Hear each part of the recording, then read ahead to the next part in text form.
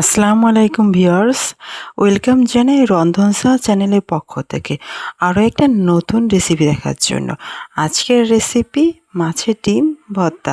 তো এটা সহজে কীভাবে করা যায় সেটা আজ দেখাবো। কড়াই নিব, এতে দিয়ে দেব 2 টেবিল চামচ সরিষার তেল। তারপর তেলটা একটু গরম হয়ে আসলে এর ভিতরে দিয়ে দেব হাফ চা চামচ কাঁচা জিরা। জিরার একটু ঘ্রাণ আসতে আসতে দিয়ে দেব 4-5টা শুকনা ঝাল। তারপরে দিব রসুন, কাঁচামরিচ, পেঁয়াজ এগুলো দিয়ে একটু নাড়াচাড়া করব। নাড়াচাড়া করে তারপরে মাছের ডিমটা এতে দিয়ে দিব।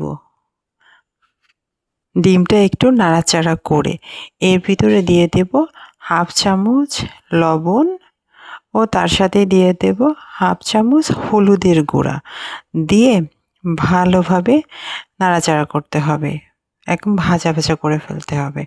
একটু ভাজা ভাজা হয়ে আসলে তারপর এটা একটা ব্লেন্ডার জারে ঢেলে দিব।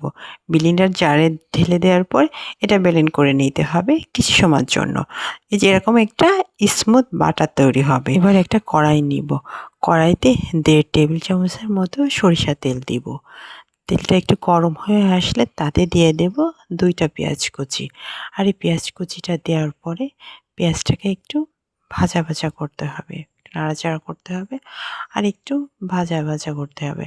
যে কালারটা ব্রাউন কালার আসে ততক্ষণ পর্যন্ত এটাকে ভাজতে হবে। আর এরকম ব্রাউন কালার চলে আসলে এতে দিয়ে দেব আগের থেকে ব্লেন্ড করে রাখা মাছের ডিম। এটা দিয়ে পেঁয়াজের সাথে ভালো করে নাড়াচাড়া করতে হবে এবং একটু ভাজা ভাজা করে ফেলতে হবে যাতে এতে কোনো পানি না থাকে। আর এইভাবে যদি মাছের ডিম ভর্তা করা যায় এটার স্বাদটা কিন্তু খুব দারুণ হয় আর খেতেও খুব ভালো লাগে। একবার হলেও ট্রাই করে দেখতে পারেন। আর এর মধ্যে আমার তৈরি হয়ে গেল মাছের ডিম ভর্তা। আমার ভিডিওটি ভালো লাগলে ভিডিওটি একটা লাইক দিবেন, কমেন্টে জানাবেন কেমন হয়েছে। চ্যানেলটা সাবস্ক্রাইব করে সাথে থাকবেন। সবাই সুস্থ থাকবেন। আল্লাহ হাফেজ।